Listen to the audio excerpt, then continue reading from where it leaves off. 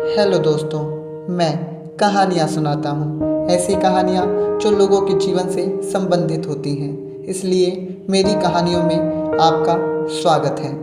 कई सालों पहले एक राजा हुए जिनका नाम था छत्रसाल। वे अपनी प्रजा की देखभाल बच्चों की तरह करते थे। वह समय समय पर अपने राज्य का दौरा करते और जनसंपर्क द्वारा उनसे कठिनाइयाँ पूछते रहते थे। एक बार उनके स्वस्थ और खूबसूरत शरीर को देखकर एक युवती उनकी ओर आकर्षित हुई। काम आतुरता के सम्मुख उसने अपने अंदर के भय और लज्जा को समाप्त कर दिया। वह युवती महाराज के पास आई और मौका देखकर बोली, हे राजन, आप जैसे दयालु राजा के राज्य में भी मैं दुखी रहती हूँ। राजा बड़े दुखी हुए। वह सोचने लगे कि मेरे निरंतर प्रयत्नशील रहने पर भी राज्य के स्त्री पुरुष दुखी रहें, अभावग्रस्त रहें, फिर मेरे राज्य करने से भी क्या लाभ है। वह बोले, हे देवी, बताइए आपको क्या कष्ट है, मैं उसे दूर करने के लिए पूर्ण प्रयास करूंगा।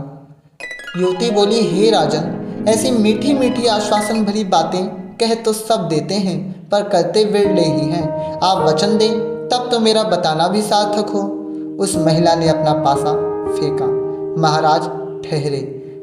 फिर सरल हृदय वाले और प्रजावत्सल महाराज ने उस युवती से कहा कि हे देवी, आपके दुख दूर करने के लिए मैं जैसा हो सकेगा वैसा प्रयत्न करूंगा।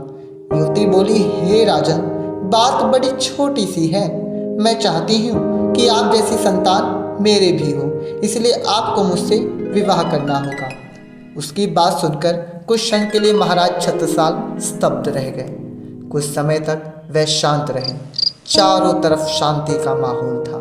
फिर उन्होंने बड़ी विवेकशीलता तथा संयम से कार्य किया। वह उस कामातुर नारी के चरणों में मस्तक नवाकर बोले, हे माता जी, संभव है आप जिस पुत्र को जन्म दें वह मेरी तरह ना हो, अतः आज से आप मुझे ही अपना पुत्र स्वीकार कर लीजिए। राजा की ये बात सुनते ही उस महिला का स्वप्न टूट गया। उसे अपनी त्रुटि का बोध हो गया, पर छत्रसाल ने अपने जीवन भर उसके प्रति श्रद्धा रखते रहे और राजमाता की तरह उस युवती को सम्मानित करते रहे। बस इतनी सी है मेरी कहानी। धन्यवाद।